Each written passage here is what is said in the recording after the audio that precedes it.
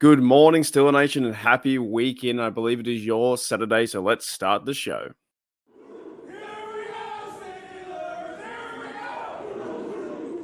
G'day, guys. Welcome back to Steelers Nation Australia. I like how I say at the start that I say, I believe it is your Saturday, which in fact, it is your Saturday. It's always so crazy trying to figure out, and I'll still never ever get used to it as well. By the way, you guys know who I am, Steelers Nation Australia. 15 hours in front, but 9 hours behind in the news cycle of NFL, Steelers, anything. I missed the Antonio Brown trade to the Raiders. I missed the Debo trade, the Steelers trade to the Patriots. I sleep in, and when I wake up, the news cycle is pretty much over. So I miss every trade, every big story like that. In your American morning, like 9 a.m. to 10, I miss it all, right? So I thank you guys for checking me out too, and getting my take and the way I see things and how I cheer on the Pittsburgh Steelers. Because big shout out to this channel, and not just me, but like the whole channel in general. Steelers Nation Australia has hit 1,700 subs, which is fantastic. I think we're now on 1703, right? Or 1,703 subs. So thank you everyone who subs, who likes, shares, comments. That is a part of this community. It's freaking awesome, man. All I am, I'm just a bloke in my room talking Pittsburgh Steelers, right? So thank you guys to who subs, and the next mile step or the next stepping stone or whatever it may be is 1,800.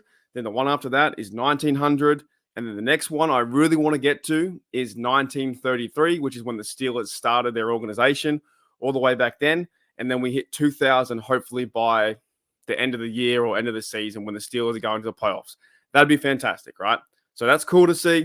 1,700. The next step is 18, 19, 1933, then 2,000. But in today's episode, let's talk about the offense. I've been thinking about this for the past few days and how I'm going to do it, how I'm going to grade, do like a quarter report, because now there's 17 games in a season. So we'll do it in like quarter, half, third, 3 quarters, and then we'll do near the end. At the end of the season, we'll see where the Steelers are. Or, hopefully it was a good, successful season, being 11 wins, 12 wins, something like that. But Steelers are 3-2. So let's do a quarter report on the offense first. Today will be the offense. And I don't know how long this may take, but we'll go through quarterbacks, running backs, receivers, pretty much all the offense. And we'll get the note of this. We'll look at Matt Canada, not doing a good job. We'll grade him D minus. I don't know, something like that. But we'll do grades from like A to F, with F being a failure, right? Now, most of the grades you won't get an F for failure because they're still winning games. They're still scoring some touchdowns. But we'll go through the stats and what I think I've seen over the past 5 weeks and where they are around this point, right? So let's start with the quarterback. Where is it? Going to go from the stats, and also while we do this too, I'm going to look through some team rankings and stuff like that. So let's start with the quarterbacks. Kenny Pickett. I'm reading from ESPN.com, and if I had more time, to be honest, I would put images up.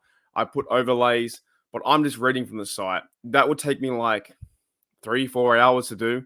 So let's just go from the site as my voice breaks. Alrighty, it's good stuff already.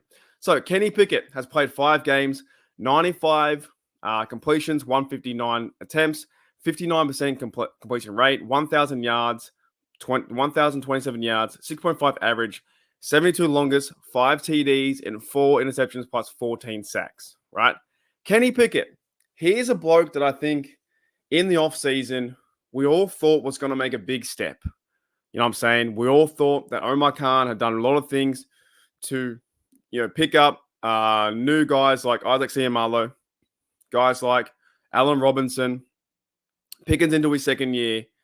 We were hoping for a better chance with the offensive coordinator, but it's pretty much the exact same plays, the exact same scheme, and all that kind of stuff. We're ranked 32 in a lot of things, ranked 28. So Kenny Pickett, I think, has done some really good things, like with the past two Pickens, or the last few games versus the Raiders and Ravens have been picking up.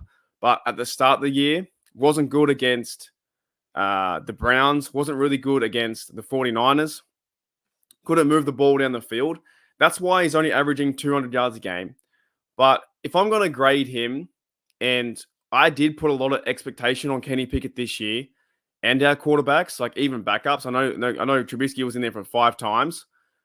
Through 5 times, right? But if I'm going to grade, and yeah, I guess you are pretty much just grading Kenny Pickett. I'd have to give him, look, he still wins games, right? At the end of the day, he still wins games. I'm going to have to give him I think a D. I want to give him a C plus because he's win the games. But at this point, there's still room for improvement. And guys, in the comments below, let me know what you want to think, what you want to do with the grading system. We'll go from A to F. I'll give him a D. I think a D. So you can go D, D plus, D minus, and then F.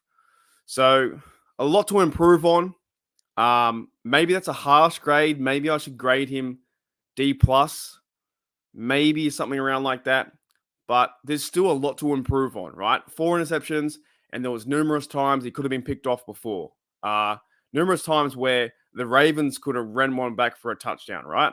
So let's start there at a D, and let's see if Kenny can improve after the bye. All right, next one. All righty, Steeler Nation. So the next one. So this might be a very, very long episode. So I hope you guys are in for 30 minutes, 25 minutes. I don't know. Let's see how long it goes. So I appreciate you guys checking in. Kenny Pickett will go D. And I hope, you know what, I will try and write this down too. Let's write it down. Because if I don't write it down, I will forget. Kenny Pickett on the fly, D. Let's go with that. Okay, it's very hard for me to do. Next one. Let's go the offensive line, right? Offensive line. This is going to be another tough task too. If I go to the offensive line, the Steelers have, of course, Dan Moore's injured right now. Isaac Seumalo, left guard. Mason Cole. I'm not going to grade them individually. I'm going to grade them as a whole. And I probably shouldn't do that, but it takes too long to grade them individually. I'll be here forever. James Daniels and Chukwuekorfor, right? Now we have Broderick Jones did his first start against the Ravens last week. I expect Jones to be the starter throughout the remainder of the year. Whenever Dan Moore does come back from his injury, I think Broderick Jones played well enough to keep that spot. And also you go with the hot hand right now, that is Jones and Washington working well together, the tight end. And also he's playing pretty good next to Isaac Seumalo. Where at the start of the season, we didn't see that from Dan Moore. And Isaac Seumalo didn't get the right push. And they just weren't protecting Kenny in certain spots, along with Mason Cole. He got turned around a few times. So if I'm going to grade these guys, this is going to be very similar. And I guess they're all kind of like this, right? I'm going to give these guys a D as well because we just aren't running the football as effectively as we should be. Now, I will get into the running backs next with like Jalen Warren and Najee Harris. And just because I said him first doesn't mean he's first. But Jalen Warren's playing fantastic football, right? But I think Jones played pretty good last week. Dan Moore, he's of course injured, so he will be replaced. Isaac Seumalo looks better with Broderick Jones next to him. And I'm no O-line expert, just going off what a fan thinks in his room, right? Mason Cole, I think, got burnt a few times and has been being pushed back. But at the same time, is like I always say, a football game is being played out, and we're playing top-tier teams that are the Ravens, the Browns, and even the Raiders have a pretty good pass rush, right? And also 49ers too. They have a great pass rush. So, and James Daniels been out a little bit too. So Nate Herbig's filled in for 2 games. And Chukwuekorfor, you haven't heard too much about him, and he kind of just fills in where he has to. So overall, offensive line play, because they've let up 15 sacks. They haven't got the ball moving on the run game. And there's no time for Kenny Pickett to pass, to go through his routes, and he's rushing his passes too. And that's on Kenny, and that's also on the offensive line. I'm also going to go a D as well. So let me write down a D for that one. So far I've got Kenny Pickett, a D, and I have a D for grading these guys from A to F or A to fail, right? A D as well. Now the next one, let's do running backs. And then we'll have running backs, tight ends, and then receivers. And then we'll end the episode because it's going to be a massive episode. Running backs, actually, I think they're trying harder than we think. I think a lot of the running game is based on scheme. If they're pulling the guards, I don't know why they start. I have no idea why they tend to start Najee Harris in the shotgun. It feels like hasn't got a running start. It feels like he's flat-footed and he can't go power downhill. I do like seeing what I gather from Jalen Warren when he's in the game. He's fantastic and receives the ball and he's rushing too. But let's go some of the stats. Try and paint the picture. Najee Harris has 63 carries, 247 yards, 3.9 average, a 24 long, 3 big plays at 20 yards. Right, 12 first downs, 0 fumbles. Knock on wood. Jalen Warren has 34 yards, 124, 3.6. So overall, they've got 402 yards in 5 games, which is not the best average. So it's 3.4. That's what I'm saying. It's 3.4 yards per carry for the whole entire team, which means that's on the coordinator, that's on the running game coordinator too. It's on Pat Meyer. Is Eddie Faulkner? It's on him. It's on the offensive line if they can't move the ball forward. It's a lot of things. It doesn't remind us of the old Steeler football where we saw, even with Le'Veon Bell, it doesn't remind us of that. Now, what I would say, if I'm going to grade these guys, I like the way, I know it sounds crazy, I like the way that Najee's still playing, though. I think he's giving his all. I think he's facing a lot of 8-man boxes. They're running down to smash him. And, you don't see Kenny Pickett or the guys have plans to check out of a play. They're just running the play anyway. If they see like an 8-man box, they run right into them. And they're going hat on a hat, face on face, and smashing each other together. Next minute, it's like, well, it didn't work, And we're seeing a lot of 2-yard runs, 3-yard runs. We haven't seen any explosive runs. The biggest run the Steelers have done this year is 24, right? So I gave Kenny Pickett a D. I gave the offensive line a D. I'm actually going to give these guys a D plus, or should I give them a C minus? We'll stick with D plus. D plus so far, right? And that goes into everyone too. That goes into Najee Harris, Jalen Warren. I think he's one of the best ones. So maybe I'm being a bit too hard with my grades as I say them, but let's give them a D plus for now. But that could turn into a C minus. And also too, at the end of the day, these grades mean absolutely nothing. Absolutely nothing. What does mean something is the Steelers getting wins that is 3-2 or showing up after the bye, winning back-to-back games versus the Ravens, versus the Rams next, going out to LA, winning another game that's out west, which they haven't done for a long time. Well, with the Raiders, it did. But running game will go D plus because I like the way Warren's playing, and I do like the way that Najee can play if we have that push up front. And I believe that with Jones, Washington, and Ciamalo on that side, that's a pretty good side. Pretty big fellas where they can actually move the ruck forward and get to the second level. And when Najee faces a middle linebacker or Najee's facing like a safety, then we're going to have the big plays happening. So let's go running backs D plus because we also haven't seen McFarland. McFarland got hurt too. We haven't seen him. We haven't seen a third down rusher. You've got George Pickens had a rush for 16. Kenny Pickett has a few. Calvin Austin and Connor Hayward has 1 rush. So you've only ever seen Najee Harris or Jalen Warren kind of split the load, 63 carries to 34, right? That's all you've ever seen. And their average is about the same. Najee Harris is 3.9 and Warren is 3.6. So that's the 1-2 duo. I told you guys it's going to be a very long episode. Let's get into the receivers. Actually, no. We'll do receivers last, and then we'll go into the tight ends next. Here's something else that the tight ends do for the tight ends. And this does come back to the offensive coordinator. It comes back to quarterback play and the players playing and trying to find, the man open. The Steelers haven't really used the tight end set at all. They haven't used Connor Hayward the way I thought they were going to use him, move him around in motion, get the guy open in short passing routes, get him the ball in space and let him be a football player and run down the field. Now, the Steelers have done that with Jalen Warren. They've gotten him the football in space. As you saw last week, he had 3 big catches going down the field, getting first downs. Two big catches and 1 big run, but 1 big catch, he was doing spin moves, hurdles, all that kind of stuff. You want to get Warren the ball in space, and you also, to me, you want to get Connor Hayward the ball in space. When he gets the football, he turns into a football player that wants to go north and south. So let's go to his catches and his receptions, targets, that kind of stuff in the tight end room. Right now, Pat Freiermuth, of course, he's injured at the moment. I think he's out for a few weeks.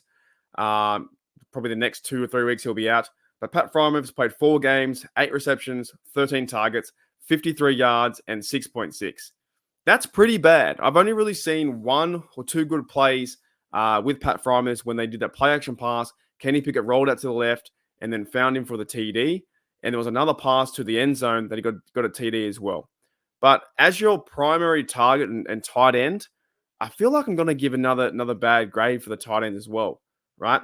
And I didn't think this was going to happen giving all Ds, but I think I might have to. So 53 yards, 13 targets, 6.6 and 2 TDs. They're not focusing the offense towards that direction. And also with this offense, the Steelers just aren't out there long enough. They're not out there long enough too, right? Because George Pickens, we'll get into him soon, but he has a lot more targets than anyone else. He's now like their number one receiver until DJ comes back. And when DJ comes back, I hope that this offense starts to open up and they can find the ball to other players besides George Pickens. He has the most targets. Now, Pat Frymouth has 13 targets. The other one crazy one, I know Steelers fans, we all want to see this.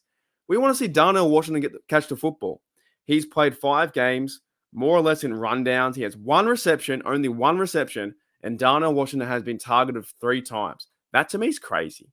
Get the dude the football. The guy's massive. Work him in. And this is why there's frustration around the offensive coordinator with Mr. Canada, because you don't see him get the players moving around or get the guys open in certain pass routes to, have your biggest man on one of their weakest middle linebackers. You just don't see it. That's one thing you see with this offense. It's not a well-oiled machine. It's kind of like one big play here, one big play there, and nothing really flows together. But the fact they're not getting Darnell Washington more targets than 3 targets in 5 games is pretty bad. Now that falls back on Kenny Pickett. It falls on the offensive line trying to hold them up. It falls on the play design too. It falls on everything, right? So he's got 1 catch for 10 yards. Connor Hayward has 5 receptions for 10 targets, 42 yards, 8.4. I actually didn't realize how low these numbers were. They're pretty low. So in general, you have what do we have? Oh my goodness. The tight ends have 53 plus, what's that? 102 yards, I believe. 102 yards receptions in 5 games. That's pretty bad with two TDs. Now, if I were to grade these guys, I've already given Kenny Pickett the grade of D. I've given O-line a D. Running game, D+. Dude, this got to be the same. Just because they're not using the same way. Let's go. I think let's go D+, because you know why? Because I think the same time, we'll go D+, because I feel like they're doing a good job with Darnell Washington, who is being like the extra blocker on the side. And we haven't seen Frymouth just yet. And I like the way Connor Hayward's playing. So we'll go D+. So Kenny Pickett, quarterbacks, D. O-line, D. Running backs, D+. And tight ends, D+. Here's the bright spark in all of this. The receivers, right? The receivers. So with the receivers, we have George Pickens has 22 receptions, 40 targets, 393. If you want to include, we'll kind of include that. So maybe I should have made that a bit higher. Jalen Warren has, I just found this out, right, as I'm reading now. Jalen Warren has 21 receptions, 166 yards, 7.9 average. So maybe I should make the running backs a C minus. Let's do that. C minus, because Jalen Warren's been playing good outside of just running the ball. He's been catching it too, and he's got 7.9 yards average from the backfield. So 166. So Jalen Warren is our second leading receiver. That's crazy to me. Right. Calvin Austin has 22 targets, 12 catches, 143, 11.9, and 1 TD for 72 yards, which that's half his yardage, though, is from that one big TD. So 50% of his yards, or 143, is from that one massive TD. Allen Robinson has been going okay, but you haven't seen the ball go his way too much. He's got 26 targets, 17 catches, 137, 8.1. We have Deontay Johnson, of course, got hurt. He was 3 for 6. He was 48 yards. He has the second highest in average. And then Najee Harris has 37 yards. McFarland has 11.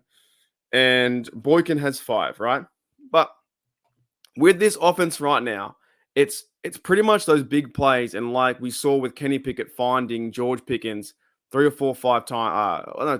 times in the games versus the Ravens. That's pretty much like the standout game. He had 140 yards in that one, and the rest of the offense has just not been in existence. It hasn't been there. So when you see, and I'm going to give a grade at the very end because it's been very poor, right? George Pickens has 393, 2 TDs, but most of those yards really came from, or almost a quarter from those yards came from the Ravens game. And we saw that massive win. So you've got George Pickens and Jalen Warren getting most of the yards on receiving. And we've got to wait and see for Deontay Johnson. Now, let's grade these guys too. And then I'm going to go through some stats right near the end. If I'm going to grade these guys, receiving wise, C plus maybe, because yeah, let's do that. Let's do C plus. I can't give anyone a B. I can't give this offense a B. Right. So let's summarize, and I'm going to go through some stats right near the end. So Kenny Pickett, I've given him a grade of D. O-line a D. Running game C minus. Tight end wise D plus, and also receivers C plus. And I think like overall defense, overall offense, probably a D. I think like it's been a bad result. It's not a failure, but it's just not great to watch, is it? So we'll give them overall a D. Now, let's get into some other things too before we wind down the episode. I told you guys it's going to be a long, man. It's a 21-minute episode. It's going to be massive, massive. All right, let's play some fireworks. We'll do a bit of a break, and we'll come right back.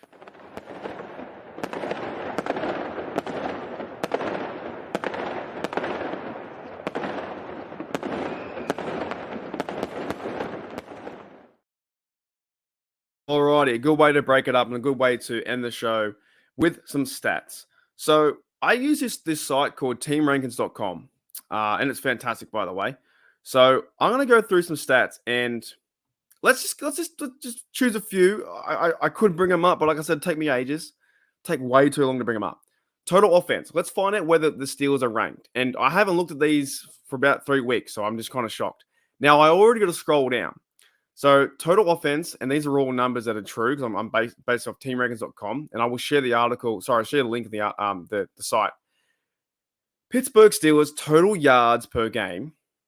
They're ranked 30th in the league, 268.2.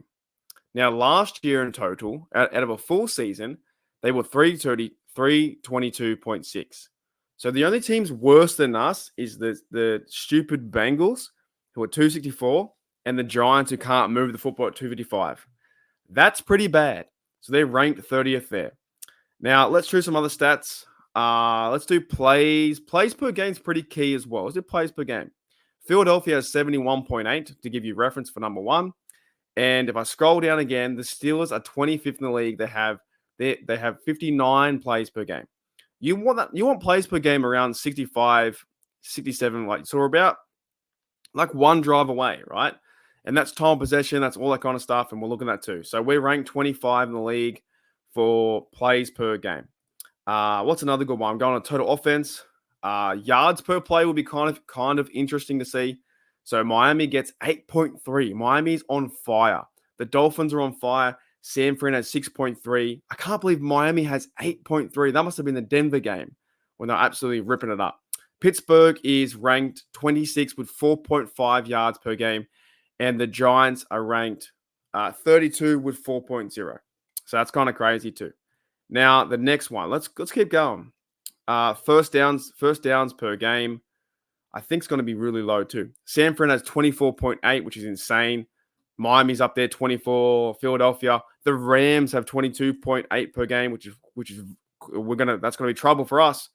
Oh my goodness. I didn't know that. The Steelers have 14 first downs per game, ranked dead last as at 32. 14.0 or 14 first downs per game. We had 20 last year in the whole season. So the next worst team to win against us is New York Jets as 14.6. So that is pretty bad. That is really bad. So a lot of negatives on the offense so far. Right. What else do we have on here? Average time possession is always a good one to see too. So time possession, Cleveland has the ball, number one, 35 minutes per game. Right. San Fran's up there too. Pittsburgh has 26.52. also very bad, right? So nothing's really changed in the players have changed. The players still need to go out and play like Najee said, but nothing's really changed from last year. It's exactly the same thing, the way they started out. And then when they hit the bye, things started to get better, right? Steelers had 31 minutes last year in the whole total of the year, and now they have 26.52. Can it get better? I hope so. I really do. And I'm cheering them to win. I'm cheering them to get better. Let's do a few more, and then I'll start to end the show. Let's do rushing offense. Rushing yards per game. This has to be bad. So Miami has 185 because they lit up Denver. That has to, they had 96 last year in total. They're absolutely killing the ground game. Philadelphia's got 164. San Fran with McCaffrey 156.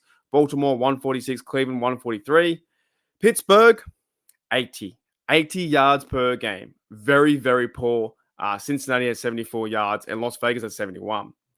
Right, now let's go to rushing attempts per game. This will be interesting to see how many times they run. Philadelphia has 35.8 out of 5 games so far. We have scroll down. Pittsburgh's ranked 25th with 23 times per game. So it's not as bad as 32, but it's still pretty bad in relation to all the other stats we bring up. Rushing. Okay, we have to bring this up, but you guys already know. Do you guys know how many rushing touchdowns there are for the Steelers? Miami has rushing touchdowns per game, 2.4. Pittsburgh, however, there's only 2 teams in the league. 2 teams in the league. I didn't know this. Pittsburgh and Minnesota are tied 31st or 32nd, however you want to put it. They're both bad for 0 rushing touchdowns per game. Who and when would you ever think you'd say that about a Steelers team going back to the 70s, 80s, doesn't matter what era you watched. My era when I grew up was the 2000s when I first saw the Bus and I first saw Amos Zeraway and all those dudes and Mendenhall, even Mendenhall, all those kind of guys. Le'Veon Bell, like they were running the rock and getting TDs. In 5 games, the Steelers have no TDs at all, which is crazy. Right, do a few more. No TDs. Let's do. We know how bad the first downs are. Let's do passing offense. So passing attempts per game. This will probably be high, I'd imagine, because Kenny Pickett's been behind. Pittsburgh is 32, ranked 19. I thought it was going to be higher because they just get themselves in a bad position. Let's do passing yards per game. Well, that's 200, about 200. So Miami has 327. And Steelers are ranked 27th in the league, so 187.8 yards per game, which is pretty low, right? This just shows you how bad the offense is and how much improvement they need to do. We'll do one more, then the guys are going to wrap it up. Passing, what about? We know passing touchdown, that's 5. We know completion. We'll do yards per attempt. Here we go, yards per attempt. So this is yards per attempt. So Miami has wow. Miami's crazy right now. So yards per attempt, Miami is first. San Fran they're the best teams in the league. 9.3 and Miami has 10. And the Steelers, yards per attempt is 6.4. Not too bad. That's probably the best rating out of all of them. Is 24th in the league. Arizona, New Orleans, New York Jets, Giants, New England, Cleveland, Carolina, and Cincinnati is pretty bad too at 5.3. So the Bengals are the worst there. Anyways, guys, that's kind of it, eh? That's a 30-minute episode. Hope you guys got to the end. Or at least watch half of it. That's pretty much what I want to do for this episode. We'll be going live today, just talking football, catching up, that kind of stuff. But yeah, man, it's a lot of fun. That's going over all the offense, and that's the Steelers quarter report for the, and you got to say, when will the offense start to fire up? That's going to be my title. And Kenny Pickett, I've got grade D, O-line grade D, running game C-, tight end room D+, receiver C+, and overall D for the offense. It's bad right now. It's really bad right now. But it can always get better. And thank you guys for checking out Steeler Nation Australia. And also, thanks again for the 17, if you guys made it here. Thank you for checking out Steeler Nation Oz. 1,700 subs. Fantastic. Building a little community, building a little part of the internet. having a little fun here at Hooley Dooley University. So, anyways, guys, I'll see you later.